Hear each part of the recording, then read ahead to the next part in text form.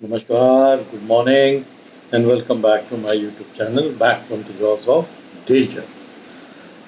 आज दोस्तों एक ऐसा फैक्ट बताता हूँ। ये जो हमारे पीछे टाइगर्स हैं, ये दूसरों को हमेशा घात लगा के बैठने के बाद शिकार करते हैं। ये एपेक्स प्रेडेटर्स हैं, बट ये भी शिकार होते हैं। आज उसकी कहानी बता रहा हूँ।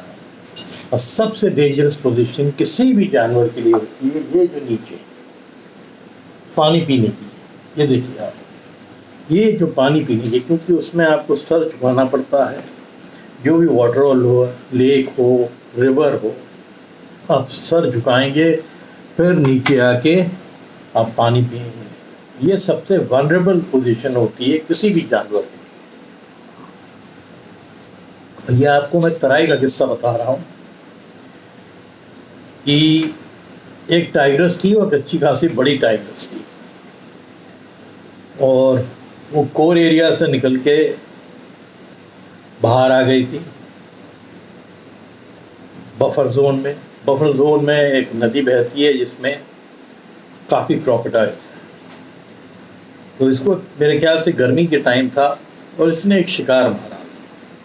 तो इसने वहाँ शिकार जो हिरन का मारा था, वो हिरन का शिकार खा के प्यास लगी होगी, और क्योंकि इस एरिया में ये नहीं रही थी तो इसको अंदाज़ा नहीं था कि वो जो छोटी सी दिखने वाली नदी है उसमें उसके लिए खतरा है।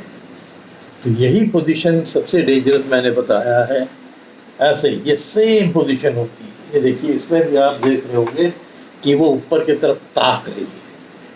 पी पानी नीचे रही है बट ताक रही है। दैट मीन्स अलर्ट है कि कोई आया तो नहीं रहा है, कुछ दिख तो नहीं रहा है। हालांकि इसको अलर्ट रहने की ज़रूरत सिर्फ हाथियों से, राइनोस जैसे जानवरों से होती है, या कोई दूसरा टाइगर या टाइग्रेस हो जिसकी टेरिटरी में ये है।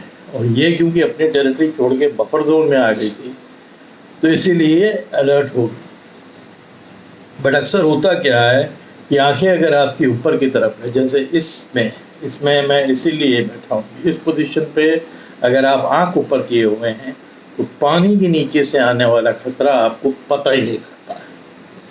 क्रोकोडाइल्स इतने शातिर होते हैं शिकारी, और इतनी स्ट्रेंथ होती है उनकी, बाइट फोर्स इतनी होती है दबाने की, कि टाइगर जैसे जानवर को वो खतरा कर सकती है। इसमें आप छोटी सी कहानी में यही सुनेंगे।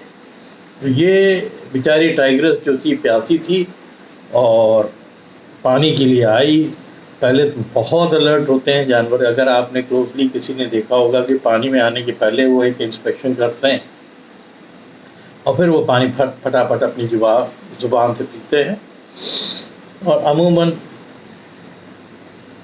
8 से 10 लीटर पानी की ज़रूरत होती है, और खासकर गर्मी में एक टाइगर। तो ये झुक के जब पी रही थी, इसको मालूम ही नहीं था कि सामने से आने वाला एक खतरा है। अनअवेयर थी उसके बारे में, और एकदम से इसने एक झटका देखा और उस क्रोकोडाइल ने अपना जबड़ा खोला और इसको ऊपर से ही मुंह से पकड़ के खींचा। तो इनके पंजे तो बिल्कुल रेजर शार्प होते हैं। तो इसने ऊपर से उसको पकड़ा और पंजे मार तो रही थी, बट आप जानते हो कि क्रोकोडाइल का जो ऊपर की चमड़ी होती है वो बहुत हार्ड होती है, और इस टाइगर की पंजों की स्ट्रेंथ में भी उस पर असर नहीं हुआ, और वो खींच के अंदर तक लेते आई गई। काफ़ी स्ट्रगल हुई दोनों के बीच में।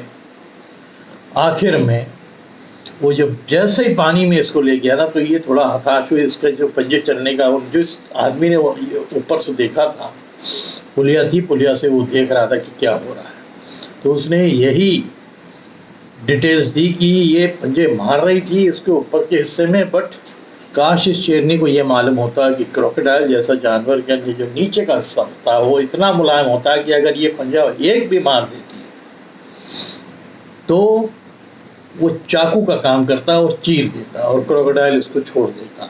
बट ऐसा हुआ नहीं। क्रोकोडाइल जो है इसको अंदर खींचता ले गया। ये दोनों का स्ट्रगल चलता रहा 10-15 मिनट।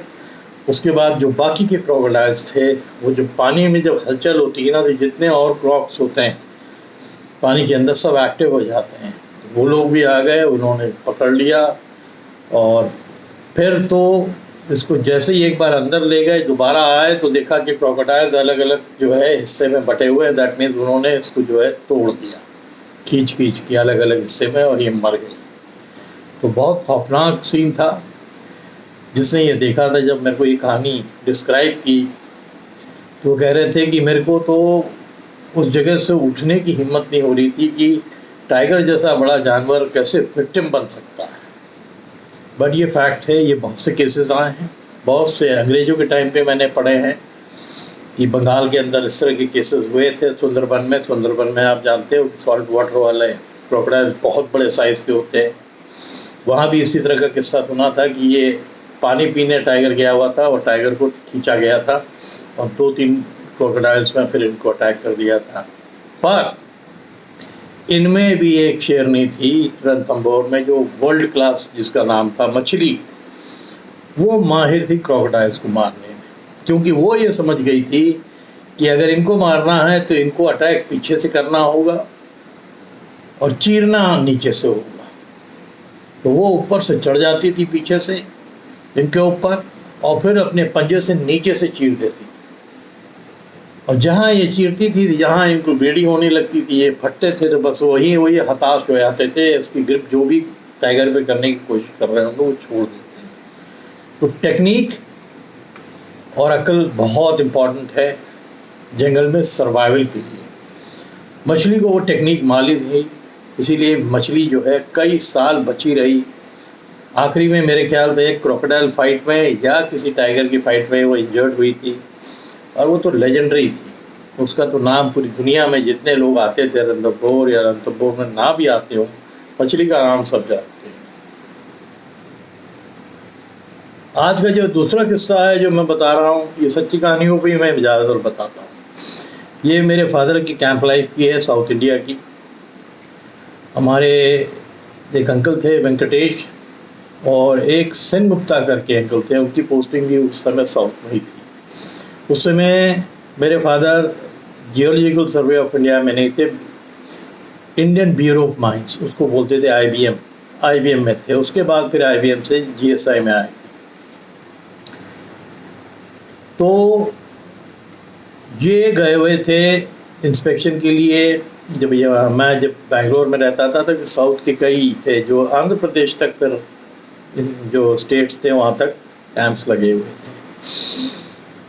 तो वहाँ का एक किस्सा मैं बता रहा हूँ। देखिए कि लेपर्ड, ये जो जानवर है ना, ये आपको हर जगह मिलेगा।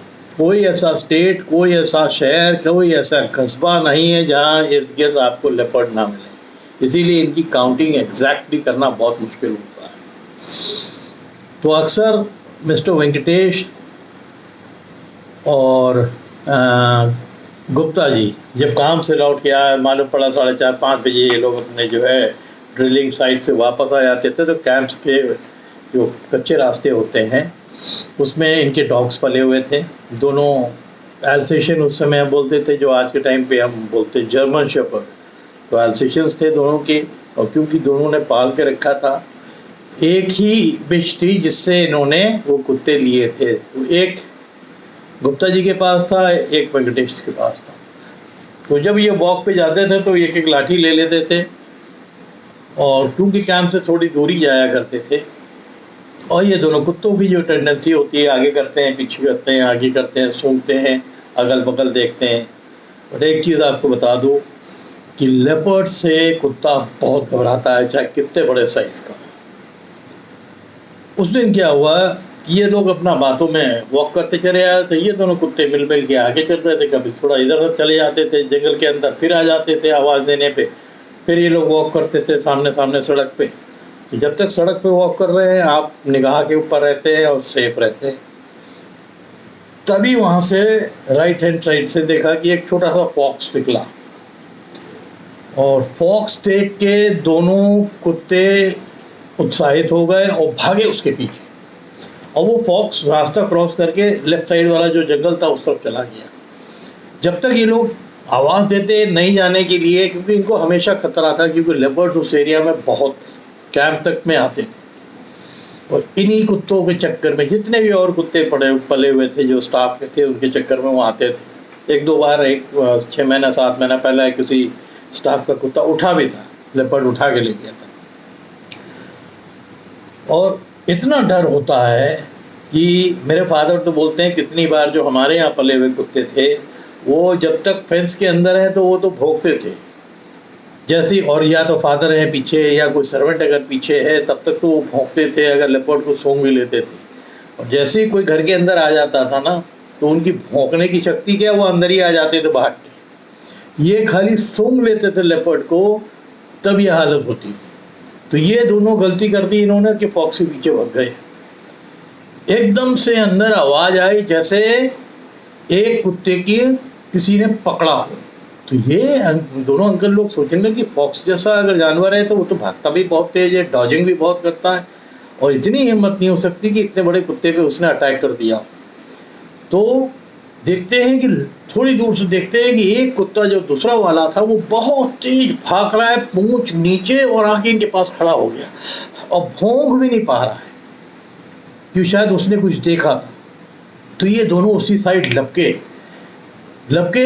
तो देखा कि इनको एक कुत्ते को लेपर्ड ने मार दिया है और उसको पकड़ लिया था ग्रिप करके और उसको लिए जा रहा था, यानी जब तक ये लोग पहुंचे थे उसको मार दिया था। तो उसकी आवाज़ जरूर आई थी थोड़ा सा, पर इतना चालाक जानवर होता है, इतना छुपा के अपने को रखता है कि शायद उस कुत्ते को आभास भी नहीं था कि उसकी मौत इतनी सडनली हो जाएगी, एकदम से हो जाएगी। और उसको चाप दिया। दूसरे वाला देख के ऐसा लग रहा था जैसे पैनिक ग्रिपन हो गया, पैनिक हो गया और वो आके पूंछ नीचे करके इनको सट गया, इनको छोड़ ही नहीं रहा है, ऐसा लग रहा था जैसे वो कभी पी रहा है। तो लेपर्ड की अपीयरेंस कुत्तों को कितना डराती है। एक को उसने दबोच लिया, जब ये लोग भागे उसके पीछे तो आवाज़ की, तो वो पहले कोशिश करने लगा पेड़ पे चढ़ने की एक, बट वो शायद बहुत चालाक जानवर होता, समझ गया कि पेड़ पे जाएंगे तो हो सकता है इनके पास गन है, नो हमको मार दें, तो उस कुत्ते को छोड़ दिया और फिर जंगल के अंदर भाग गया। तो फिर ये लोग उसको घसीट के रास्ते तक लाए और तभी 2-3 जो डेली वेज वाले लेबर थे वो अपने गांव की तरफ जा रहे थे। जैसे ही देखा कि साहब लोग खड़े हुए हैं तो वो भाग के आए। भाग के आने के बाद जल्दी से उस कुत्ते के लिए गए, एक बोरा लेके आए और फिर उस बोरे में उसको डाला, कैंप में ले गए। अब वो दोनों बहुत पॉपुलर कुत्ते थे, अक्सर सबके घरों में जाते थे, कई लोग उनको टेंट से अपने जो खाना बनाते थे देते थे और प्यार करते थे। और आज एक कुत्ता कम हो गया था। तो ये इस जानवर की शातरी कि ये कहाँ बैठा था और इसके मुंह पे शिकार अपने आप आ गया, वो भी कुत्ते जैसा जो इनके वो सूंघ ले तो भौंकना बंद हो जाता है। ये जिम कॉर्बेट साहब ने भी मेंशन किया है, शायद उनके कुत्ते का नाम रॉबिन था, कि जब लेपर्ड को सूंघ लेता था तो वो कमरे के बाहर जल्दी नहीं आता, तो वैसे तो भौंकता था। अगर वो जिम साहब बैठे हुए हैं साथ में तब तो भौंकता था, पर जैसे उन्होंने गन निकाल के बाहर भागे कुछ देखने के लिए तो ये थोड़ी देर तो आता था, पर आगे जो कंपाउंड था बंगले का उसके बाहर नहीं आता।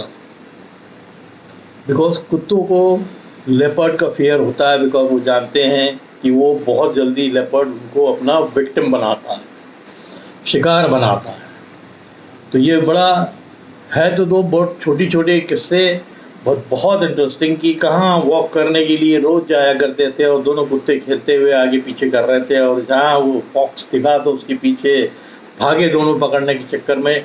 और कुछ चक्कर नहीं, फॉक्स को पकड़ नहीं सकते, बट वो चेस करने का एक जो होता है ना कि भाई हम लोग साथ में हैं, आज चलो इसको पकड़े, तो उस चक्कर में वो लोग थोड़ा सा अंदर चले गए रोड से और वहीं ये मिसहैप हो गया। ये एक को लेपर्ड वहाँ कहीं दुबका हुआ बैठा होगा। लेपर्ड बहुत ही इंटेलिजेंट होता है, बहुत ही, वो भाप लेता है कि यहाँ कुछ होने वाला है, जैसे लगता है कि इंट्यूशन उसके अंदर रहता है कि कुछ ना कुछ हमें मिल सकता है अगर हम यहाँ रहें। उस दिन भी ऐसे ही हुआ होगा, अनएक्सपेक्टेडली एकदम से एक दोनों कुत्ते भागते हुए आए होंगे फॉक्स के पीछे। एक को इसने जैसी झाड़ी से आया है और दबोच दिया, और दूसरा इतना पैनिक था कि वहाँ से वापसी करके जो भागा है पूंछ नीचे करके, आवाज़ बंद, भौंकना वोंकना सब बंद, और आके इनसे आके सट गया। इन लोगों ने तब तक वो सुन ली थी आवाज़ दूसरे की, बट वो स्ट्रगल ज़्यादा टाइम था ही नहीं, सेकंडों का था। और फिर जब एक कुत्ता देखा था, वो समझ गए कि कुछ हुआ है, या तो टाइगर या लेपर्ड ने पकड़ा है। और वही हुआ था अनफॉर्चुनेटली। जो बड़ा पॉपुलर कुत्ता था, उसका अंत ऐसे ही होना होता था। जंगलों में ये बहुत बहुत बार होता है। आप कितनी कहानियाँ, सच्चाइयाँ उत्तराखंड में सुनते रहते हैं कि कुत्ता उठा के ले गया, फिर शिकारी को बुलाना पड़ा, फिर इंसान के ऊपर अटैक किया। लेपर्ड बहुत अपॉर्चुनिस्टिक जानवर होता है और उसकी छुपने की कला तो गजब की होती है। उसका कामाफ्लाज, जो उसके रसेट्स होते हैं, वो उनको छुपने में गजब का मदद करते हैं। छोटी सी झाड़ी में भी अपने को दुबका लेगा, आपको नज़र ही नहीं आएगा। अव्वल तो इंसान के ऊपर जल्दी अटैक नहीं करते हैं, और बच्चों के लिए जाते हैं। और हमेशा मैं स्टोरीज में बोलता हूँ, कई लोग अपनी किताबों में भी लिख चुके हैं। बट अगर वो कॉर्नर्ड है, अगर लेपर्ड को लगता है कि हम ऐसी जगह कहीं आके फंसे हैं, तो वो जो एक कितने आजकल आप देखते हो सोशल मीडिया में कि किस तरह लोग जो है लेपर्ड देख के लपकते हैं लाठी ले लेके, और जिसको वो पकड़ लेता है ना, तो काफ़ी बड़ा मांस का टुकड़ा वो निकाल देता है सेकंडों में। क्योंकि उसके पंजे, उसके कंधे बहुत मजबूत होते हैं। उसके पंजे और कंधे मजबूत नहीं होंगे तो शिकार लेके पेड़ के ऊपर नहीं चढ़ सकता। वेट भी ज़्यादा नहीं होता है, तो उसकी जो एजिलिटी है, स्ट्रेंथ है, वो गज़ब की होती है।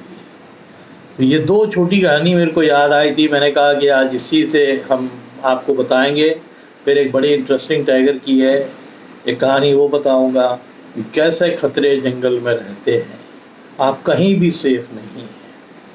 कई लोग, कई शिकारी अपने को सेफ समझ के कई जगह अपने आप को जो है बैठाते हैं, जैसे मचान के ऊपर। बट अगर टाइगर जैसा जानवर अपने पे आ जाए तो आप सेफ वहाँ नहीं हैं। वो कहानी बताऊंगा आपको। और भी कई इंटरेस्टिंग कहानियाँ हैं। कुछ लोगों ने मेरे को फ़ोन भी किया था कि वो अपनी कुछ स्टोरीज़ मेरे से शेयर करना चाहते हैं, तो मैं देखता हूँ थोड़ा एक दो दिन। इस समय हमारे यहाँ फ्रेश एडमिशन का बहुत केसेस रहते हैं। जुलाई आ गया है, क्योंकि हमारे साथ दो स्कूल भी जुड़े हुए हैं, हमारे अपने हॉस्टल्स भी हैं। तो बाहर के बच्चे आते हैं, उनको है हॉस्टल में सेटल करना, फिर स्कूलों में टेस्ट होते हैं तो टेस्ट दिलाना। और CBSE के दो स्कूल जुड़े हुए हैं, और उत्तर प्रदेश बोर्ड का भी एक स्कूल जुड़ा हुआ है। तो कई जगह तो मेरे नाम से टेस्ट नहीं लेते हैं, बट मेरे हिसाब से टेस्ट लेना बहुत ज़रूरी है। कि बच्चे के लिए खेलना जितना ज़रूरी है, उतना ही ज़रूरी पढ़ाई भी। तो उम्मीद करता हूँ कि ये दो छोटी छोटी सी स्टोरीज आपको बताई। इस तरह तो पता नहीं कितनी स्टोरीज हैं जो फैक्ट्स मेरे पास। ये पसंद आई होगी, अगर पसंद आई है तो प्लीज़ इसको लोगों के बीच में शेयर करिए, ताकि और लोग जुड़े और सच्चाई की कहानी मेरे से सुने आप। क्रोकोडाइल की तो और भी केसेस मेरे को मालूम है, और इसके पहले भी मैंने जो कॉर्बेट साहब का कुक महमूद था, उसका भी दिखाया था कि क्रोकोडाइल कैसे उसकी चारपाई पूरी खींच के ले आ रहा था झील की तरफ। तो बहुत चुप्पे से आते हैं और अटैक करते हैं। पानी के अंदर तो डेडली हैं। मैंने बहुत छोटी उम्र में, मैं ग्वालियर जा रहा था, और स्टीमर से मैंने क्रोकोडाइल्स को नर्मदा में देखा था, जो यूपी का बॉर्डर क्रॉस करके हम MP की तरफ जाते हैं। और जाड़े का टाइम था, आपको मैं क्या बताऊं, कम से कम 50-60 क्रोकोडाइल्स जो सैंड थी उसमें मुंह खोले हुए, क्योंकि ठंडे खून का जानवर होता है तो हीट लेने के लिए ये बाहर आते धूप में। और मैंने देखे थे और बड़े बड़े मगर, जिसको आप बोलते हैं मगर, वो थे बड़े बड़े। एक बार मुंह खोल दे तो आदमी छोटे साइज का हो तो लील ले। और इसकी स्टोरी भी मैं पहले डाल चुका हूँ कि राजा साहब का एक आर्टी था कि अपने नौकरों को वो बोलते थे कि इस नदी के किनारे बैठ जाओ, वो आएगा आपको खींचेगा, और सबसे पहले वो उसको अपने शिकार को लीलते हैं, फिर वो अपने रोल्स मारते हैं, डेथ रोल्स, उसको टुकड़ा करने के लिए, ताकि वो फिर पचा सके। तो उम्मीद करता हूँ कि आप लोग सब, अब तो गर्मी से रिलीफ हुआ, पता नहीं आपके शहरों में हुआ है कि नहीं। हमारे यहाँ तो पानी गिरा है 2 दिन, तो टेम्परेचर भी नीचे आया है और थोड़ा सा रिलीफ हुआ है। तो आप लोग के भी शहरों में हुआ होगा, और आप लोग खूब हेल्दी रहें और तगड़े से रहें। Thank you.